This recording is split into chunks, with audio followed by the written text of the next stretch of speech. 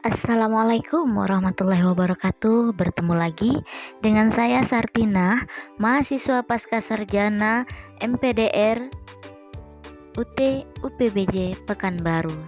Di sini saya akan memaparkan jawaban diskusi sesi 7 tentang gender dalam pendidikan dasar bagian 2. Baiklah, berikut pembahasannya. Pada diskusi sesi 7 ini, tugasnya yaitu menganalisis kasus tentang masalah di suatu sekolah dasar di Indonesia, kecenderungan bahwa guru-guru memberikan lebih banyak perhatian pada partisipasi aktif anak laki-laki dalam pembelajaran sains. Sementara anak perempuan sering diabaikan. Hal ini tercermin dari alokasi waktu diskusi, pemilihan murid yang diajak berpartisipasi di kelas, dan dukungan lebih besar untuk kegiatan ekstrakurikuler yang dianggap lebih sesuai dengan anak laki-laki. Hasilnya, sejumlah siswi merasa kurang termotivasi dan kurang percaya diri dalam pembelajaran sains. Dari kasus yang disampaikan tadi, dalam diskusi ini akan menjawab dua pertanyaan. Yang pertama yaitu cari dan temukan artikel ilmiah terindeks Sinta atau Scopus yang berkaitan dengan isu gender di atas. 2. Analisis artikel tersebut berdasarkan bab pendahuluan atau rumusan masalah dan bab hasil dan bab pembahasan. Baiklah, untuk menjawab pertanyaan tadi, di sini saya akan menyampaikan sebuah artikel yang terindeks Sinta yang relevan dengan isu gender dalam pembelajaran sains di sekolah dasar di Indonesia, khususnya terkait stereotip gender yang menyebutkan perhatian lebih pada partisipasi anak laki-laki dibandingkan anak perempuan.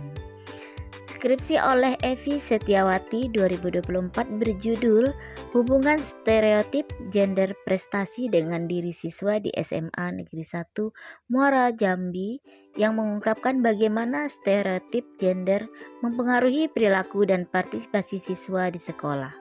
Dalam konteks pembelajaran, siswa laki-laki lebih aktif dan dominan, sedangkan siswa cenderung pasif dan terbatasi dalam ekspresi diri. Hal ini sesuai dengan fenomena di lapangan di mana anak perempuan kurang diberi kesempatan berpartisipasi aktif yang berimbas pada motivasi dan kepercayaan diri mereka. Baiklah, kita analisis satu persatu mulai dari pendahuluan atau rumusan masalah.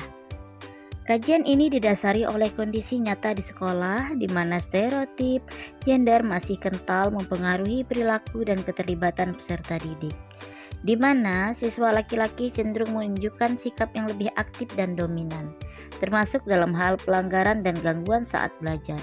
Sementara siswi perempuan lebih pendiam, patuh, dan mengalami keterbatasan dalam mengekspresikan diri.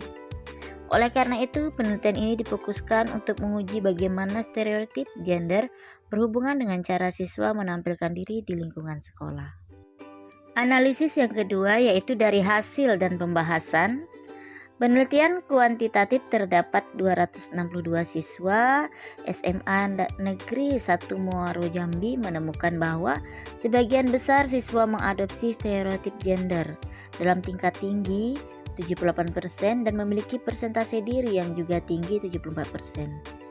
Dari hasil korelasi positif dan signifikan sebesar 0,414 menunjukkan bahwa tingkat stereotip gender yang tinggi akan mempengaruhi cara siswa mengekspresikan diri secara lebih kuat.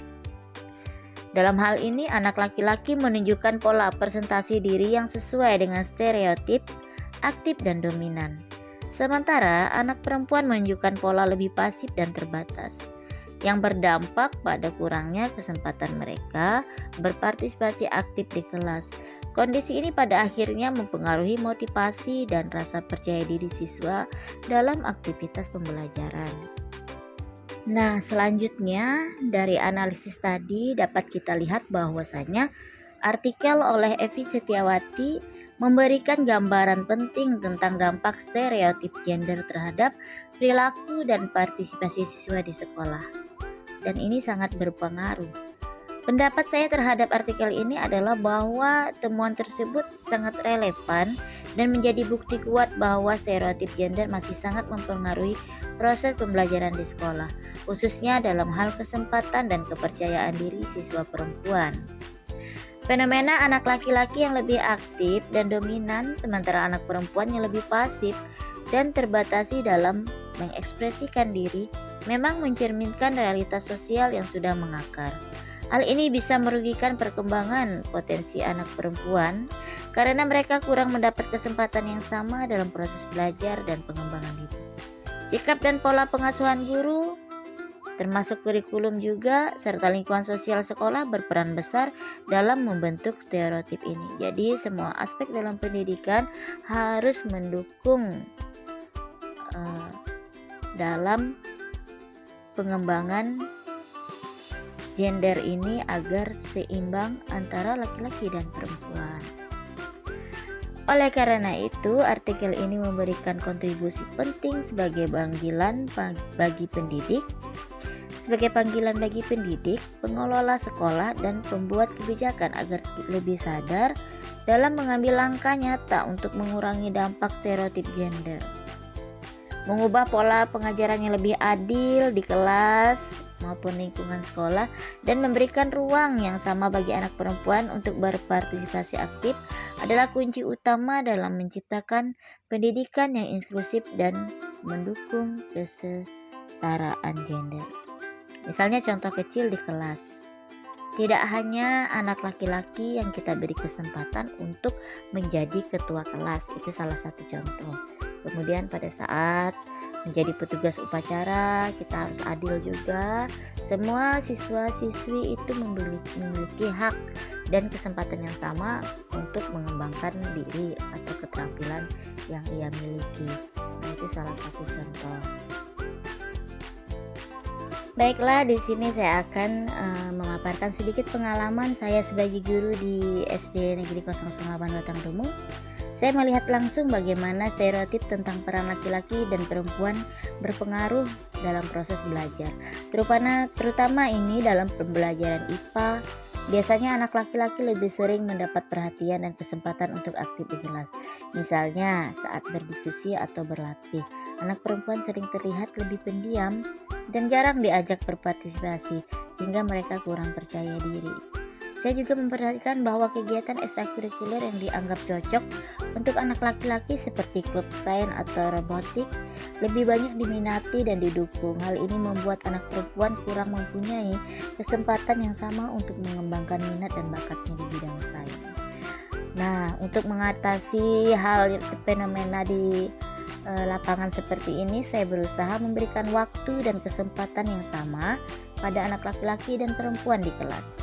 Saya juga berusaha memberikan semangat dan pujian kepada anak perempuan agar mereka lebih percaya diri untuk aktif belajar dan bertanya.